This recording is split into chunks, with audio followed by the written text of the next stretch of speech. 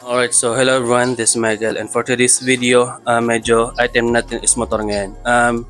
Well, yung channel natin dito is more on music, pero kasi meron din tayo ibang hobby kahit paano. So share ko na lang to kasi yung ibang user nitong motor natin, mga Sigma 250, nahihirapan humanap ng compatible na shifter, half shifter, rear set para sa aming motor. Alright, so naghanap ako ng pwede ikabit natin sa Sigma 250. So ito ang ating nakuha. Okay, so ito yung itsura ng ating reset na nilagay. Shifter, half shifter, nasa inyo na yan. Okay, yan. And then ito yung sa kabila. Ito, yan. Ito yung itsura niyan. Pero syempre, ito kasing rad na to, hindi ko trip mamaya. Sasabihin ko sa inyo ano pwede nating ipalit dyan kasi pwede natin yung palitan. Alright, masyado kasi siya makapal. Okay, so yun yung itsura ng ating shifter. Stock na to ng 1 down 5 up. Okay, so yeah, paano yung ating ginawa dyan? So bilisan na lang natin dahil lobat na ating cellphone. Ang pang motor na to o yung shifter na to na ating ginamit, half shifter reset, pang CB 150 or CBR 150. Okay, yung CB kasi at CBR magkaiba, pero tingin ko isang shifter lang ginamit nila. Okay, yun. Or compatible naman to sa magkabilang motor. Ngayon, meron kasi ako nakikita sa Sigma 250 na gumagamit ng pang radar daw. Kaso hindi ko siya trip kasi manipis, and then hindi ko talaga trip yung itsura. So naghanap ako ng iba. Ito yung nakuha natin, pang CB 150. Lahat ng link ilalagay ko sa ating affiliate link. Alright, doon na kayo modder para hindi kayo magkamali ng shifter na nabibilin. Kasi magkakaibang model yan, di ba? Ngayon, hindi ko kabisado kasi kung anong year model to. So, share ko na lang sa inyo yung affiliate link na ginamit ko. Ngayon, ano yung mga adjustment na ating nilagay dito? Mabilis na lang bago mamatay yung phone natin. Una-una yung ating mounting dito. Nakikita nyo, may awang siya kasi naglagay tayo ng adjustment dito sa ating biniling shifter. Ano yun? So gumamit ako ng barena, binarenahan ko to medyo patas na ganyan. Then dito sa baba naman, binarenahan ko pababa para pumasok yung ating tornilyo. Pero nag-comment, bakit daw ganyan? Hindi daw ba safe yan? Kasi baka daw dahil sa vibration makalas ng tornilyo. Well, para sa akin, ako kasi naglagay nito kaya alam ko kung matatanggal or hindi. Para sa akin, hindi siya matatanggal kasi malalim na yung baon nitong tornilyo na to. Isa pa, nung kinakabit ko siya, meron siyang resistance. Hindi dahil sa mali pagkakalagay ko, kundi dahil din sa may thread dito ay medyo may kalawang na, and medyo nakadikit siya dito sa ating aluminum. Okay, kaya may resistance siya. Tingin ko hindi siya maaalis agad-agad dahil lang sa wala siyang washer. Actually, yung tinanggal ko to, hirap na hirap eh. Akala ko masisira ko pa tong octagon niya dito. Okay, so hindi siya nasira. Okay, buti na lang. Ngayon, yeah, nasa inyo na lang kung discard nyo dyan, basta mabutasan nyo lang magkabilaan yan, malugan, mapasok yung tornilyo. Nasa inyo na kung anong gusto nyo talaga magamit dyan, kung mas malapad ba yung ulo. Alright, nasa inyo yan. Susunod na adjustment natin dito sa ating brake light trigger. Ito, stock to. Yung sa may ano niya dito is provided ito pag bumili kayo ng shifter, itong kabitan niya, mount niya dito. Problema, malaki butas niya kaya lumulusot tong ating trigger. Ginawa ko, naglagay tayo ng washer dito. Alright, para hindi siya lumusot. Then, stock yung ating spring dito na nakakabit siya dito sa side ng ating foot trigger dito sa may lever dito.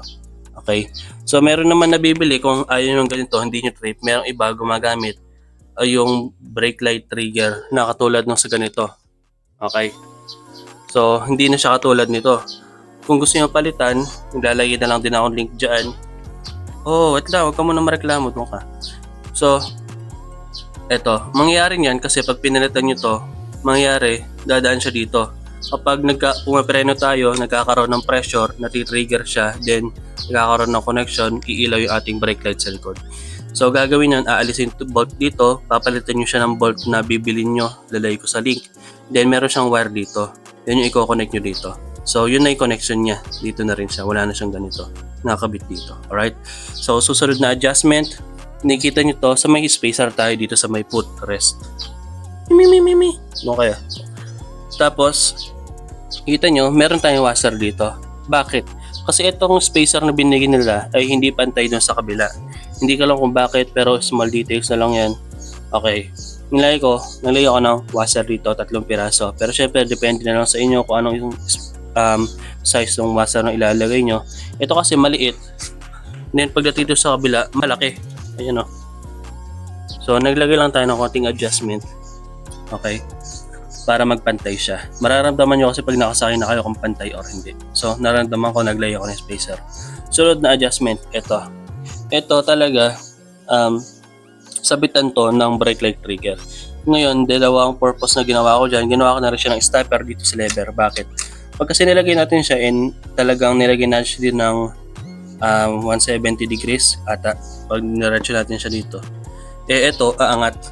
Okay? So, medyo pangit siya sa paa. Pwede rin naman yun, pero mahaba kasi hinahabol na pa ako pag hinapakan ko. Kaya gusto ko medyo nakabasang ganyan. Kaya nilagay ko siya, inangle ko siya ng ganito. And ayoko siyang kasing gawing stopper itong ating brake master brake pump para maging bumaba siyang ganyan, okay? Baka masira. Kaya ginawa kong stopper ito. Okay? Pag tinornilyohan niya na mahigpit, safe na yan, hindi na agad-agad maano. Tsaka wala siya masyadong resistant kasi wala tong spring na katulad nung sa stock na may makapal na spring dito. Okay? Ito, madali lang siyang apakan. Actually, nung nagpalit ako nito, lumakas yung preno ko sa likod. Kasi mas nape-press na yung brake niya dito. Sobrang lakas nga minsan nag-slide yung gulong ko sa likod eh. So ingat-ingat na lang. Okay. Madali lang siya apakan, hindi katulad nung sa stock. Ito, provided nila, wala tayong masyadong adjustment dyan. Okay. So, lipat tayo sa kabila.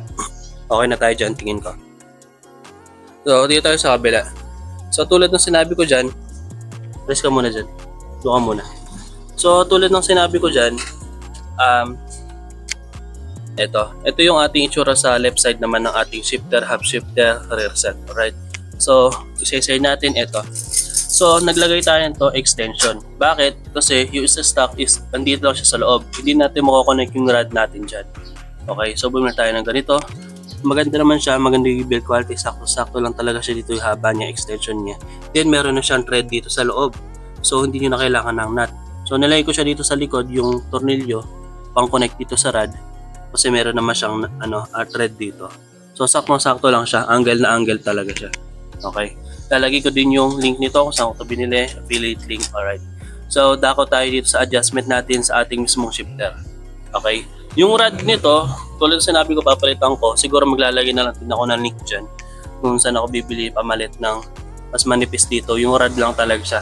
Tingin ko mas bagay yun yung parang sa stock. Ito kasi makapal eh. Ngayon, ito, hindi ito plug and play para sa Sigma natin, okay? Kasi masyado ito mahaba. Dito sa kabila, mahaba dito. Sa kabila, mahaba. Ang tendency naman, bakit kapag mahaba, ito, nakayuko masyado. Dito na ata yun. So, ang gusto ko nun, paikliin para umangat to. Kasi connected to, saka to, diba? So, paano ko siya ginawa? Ginawa ko, pinutulo ko siya dito sa side. Ito kasi dati hanggang dito yan eh. Pinutol ko itong rod na to. Nagtira ko ng konti nito. Okay? Yan, pati sa kabila, syempre hindi ko pwedeng tabasin ng all out dito kasi mawawala yung thread. Meron itong thread sa loob at saka sa kabila. Alright, so pinutol ko siya hanggang umabot yung haba. Ang haba na nakuha ko dito, sinukatan ko, ito 20, and yung measurement niya sa baba, okay, is 24. So nakalimutan ko ng unit measurement sa baba. Basta yun, 24. Ayoko na muna mag-isip. 24. Okay? Yun yung haba ng ating rod na nakuha ko dyan. But kung gusto yung mas maikli para mas tumaas pa to, nasa inyo na yan. Pero syempre, nisip natin meron kasing thread to sa loob. Okay. Ngayon, importante dyan, dahil sa binawasan natin to, itong bolt nitong joint natin, ball joint nito, yung thread nito, mas mahaba pa rin. So pinutulan ko din siya para mag-match siya dito at mag-match siya dito. Okay. So yun, pinutol ko to at pinutol ko rin yung thread nito. Okay, hanggang sa mag-match siyang ganyan. Discard nyo na lang kung gaano kaikli. Okay? So, safe ba siya? Safe pa naman siya as long as nilalagay itong nut na ito. At saka sa kabila, meron din siyang nut. Alright? Ayan. So, para saan ba itong nut na ito? Ba't kailangan ilagay? Kasi, ang thread nito at thread nito sa kabila ay magkaiba sila. Most of the time, di ba kapag thread natin, kung saan natin pahigpit ay clockwise, paluwag, counterclockwise. So, yung isa dito ganon, pero yung isa dito naman sa kabilang joint na ito, di ko lang kasi baliktaran yan eh. Yung isa nito, paigpit is counterclockwise, and then yung paluwag niya clockwise, alright? So, kailangan, hindi mo siya mapagkapapalit. Okay. Hanapin nyo yung tamang thread dyan. Baliktaran kasi yan.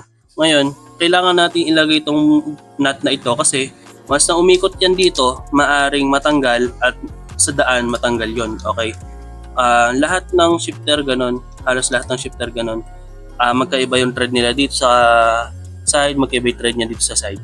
Kaya nag-provide sila ng nut nito, pakahipit nyo yan para hindi siya umikot. Okay, hindi siya lumuwang at umikot. Yung nut nito, tsaka nut nito, magkaiba dun yung thread niyan para maipasok nyo. Okay? So, yun. Ano pa ba? Huwag yung kakalimutan, yun yung pinakamahalaga. Okay? Papalitan natin to, maglalagay ko ng link. Hanap tayo mga around 24 din. So, tulad sa kabila, yung butas nito, in-adjust natin. Okay. So, dito hindi na tayo naging spacer kasi mahaba na tong washer niya. Ay, spacer niya. Okay. So, ano ba yung mga expect nyo dito? Ito kasi medyo aggressive na to. Yung sa stock kasi, yung footrest niya banda dito. Okay, then medyo mababa. Ngayon, ito, nausog na siya dito at tumaas ng konti. So, mas nararamdaman nyo na aggressive yung motor nyo. Medyo sporty yung datingan. Okay? Ang pinag-aiba, ito, hindi siya foldable. Katulad nung sa stock. Stock kasi foldable to. Ngayon, ito hindi. Pero, nakausog naman siya dito, yung binti niya dito. So, hindi hindi siya tumatama kahit ilakad niya. Okay? Wala kayong aalalahanin dyan. Yung kasi una ko inaalala, hindi niya siya portable. Pero sa mga sana foldable, pero hindi siya portable. Alright? So, hindi naman ako na-istorbo nito pag nilalakad ko yung motor ko. Okay naman siya. Ngayon, ang papansin dyan, medyo mahirap na siyang kuhanin dito. Kasi nga, ito yun, nakatago siya dito sa ating footrest. Pero di naman siya ganong kabig deal. Kulang ng sasanayan yan. Okay? Ito medyo nayukot na to dahil siguro sa pagkataob. Idiretso na lang. Ayan. Okay? So, yun lang. Okay, yan. Lahat ng link nalagay ko sa description. Sa affiliate link, doon na kayo order para parehas tayo ng model ng pagbilan. Alright? So, hanggang dyan na lang. Yeah, tingin ko, ito lang yung video na share nung pwedeng, hindi na ako magko-comment. Masaya lang kasi. So, okay. So, see you soon. Okay.